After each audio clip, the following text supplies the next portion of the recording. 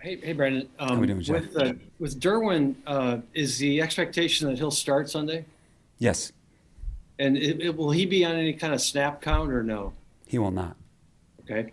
And with uh, with Drew out, would Kenneth going back inside linebacker, is that a possibility? If he clears protocols, there could be that possibility. If not, then we'll play Eamon and Nick. Okay. So if Kenneth can play, is there a reason why you would avoid trying to play him two different places in a game, or would you rather stick in one place or the other, or not if he's Yeah, good available? question, Jeff. If he's able to play in this game, he will be full-time inside linebacker if he's able to clear protocols. Okay. Okay. And then with right tackle, if Trey and Storm are unavailable, where does that leave you? The options would be Brendan and Matt Filer, and we're still working through those contingencies right now. We've kind of prepared for both, and we're still going to decide that within the next 48 hours. Okay. So if you kick Matt out, Then would Brendan would go to left guard. okay. All And right. if Brendan were to go to right tackle, then Matt would stay at left guard. Okay. So Jaime's is an option at either place, He either is. guard or tackle. Yes. Okay. Thank you. Thank you. Gilbert. Yeah, Brandon, more with Derwin James. Why do you think he's ready this week to start compared to last week? Just one more week of rest and rehabilitation. There's been a lot more work that's been accomplished on that hamstring, and just a lot more recovery and a lot more progress. And it's definitely firing at a much different level than it was last week. Okay, and did you decide on Kyler Fackrell and Mark Webb? Those guys were designated to return from the IR. Where they play this week? They're very close, and we're figuring that out. They've both been on the practice field this week, but we're going to decide what's best for them, here in the next, couple days. Okay, and with Jared Cook going on the COVID list, who will start at tight end this week? Yeah, Trey McKitty and Steven will hold the rope for us there, and then we'll, take some of that other stuff with Gabe Neighbors and Hunter Campmoyer. Okay, and just one more question, Brandon. I might know your answer, but with the Ravens and the Dolphins playing at 10 a.m. before you guys, critical games for the playoff standings, will you guys be paying attention to that before you step on the field? We will not. Our full focus will be on Denver and their team, and doing what it takes to perform at our best versus them. Is that just because it's too distracting and keep score of other teams? No, it's just because the NFL deserves your full attention, and if you're looking at anybody else, then you're going to get beat with the team that's right in front of you. And that's what the shield of the NFL represents, is making sure that you respect the game. And that's what we're going to do. Denver's an outstanding team. They're extremely well coached, and they have a ton of really, really good players. And they beat us the first time, and they have our full attention.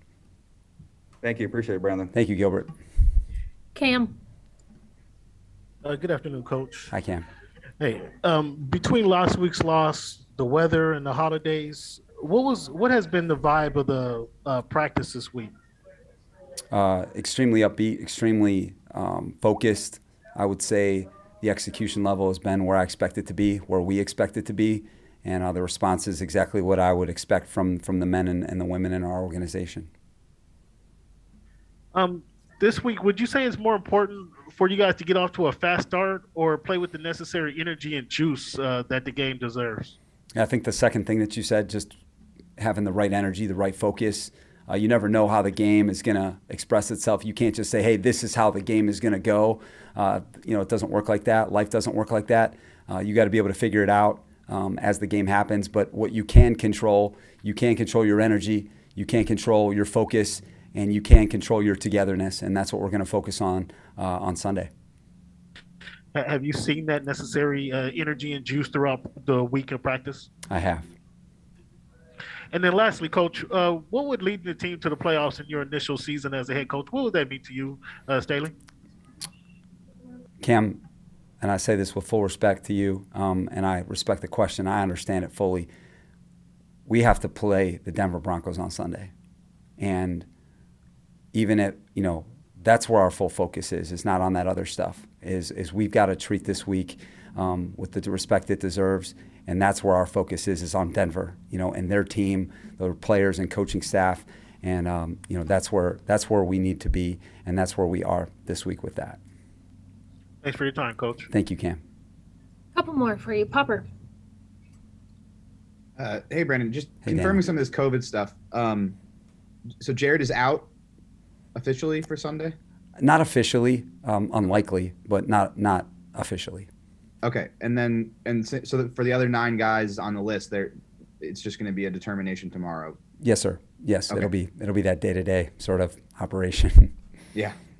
And just with the number of guys you have coming off the list that have been, dealing with symptoms, like Austin, for example, like, are you going to have to monitor how much those guys are playing just in terms of their, game shape, whether they're still dealing with symptoms, any of that stuff? Or do you feel like you have like a good understanding of where they're at right now and you won't need to focus on that too much as the game progresses? Yeah, Daniel, I think what we've tried to do with the guys coming back that are actually at the practices is we're able to, track their data, in terms of the practices and the GPS and all that stuff that talks about their load, their mileage, how fast they've run. And so I feel like we have a good gauge on the people that have come back. Now these guys that are coming off the list tomorrow, where we don't have that same gauge, then that's going to have to be, a minute by minute, play by play, series by series operation between the player and the coaching staff.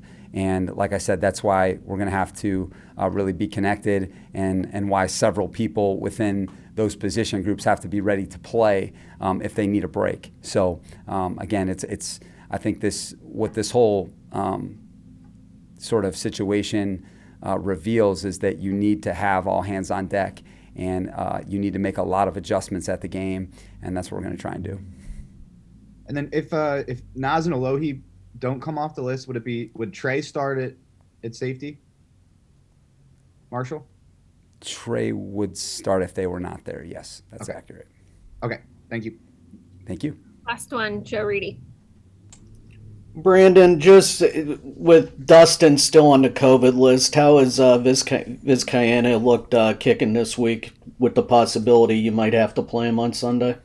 Yeah, Tristan's improving. I think that it's been something that I've enjoyed watching take place with the relationship between Dustin and Tristan, and being able to have those two guys, work together every single day, and for Tristan to learn the game, with Dustin, and being able to tap into some of his experiences. And Tristan's an improving player, and that was the goal from the beginning. I'm really glad that we have him.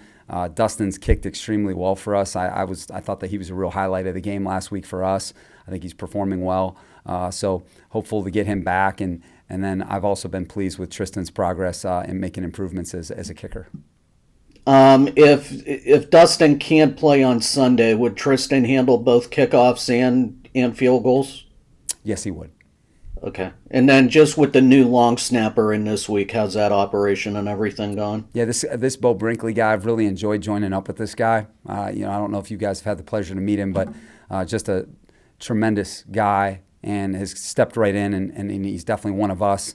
And I really enjoy that part of the NFL, is joining up with guys on short notice and onboarding them into our way of doing things. And he's been such a breath of fresh air for us, and I think a great example for some of our young guys. We have so many young guys on our team. To see a guy just come in in the second to last week of the regular season, and to be able to step right in and do his job at a high level, and show that level of professionalism, it's been fun to watch, and I've really enjoyed getting to know Bo.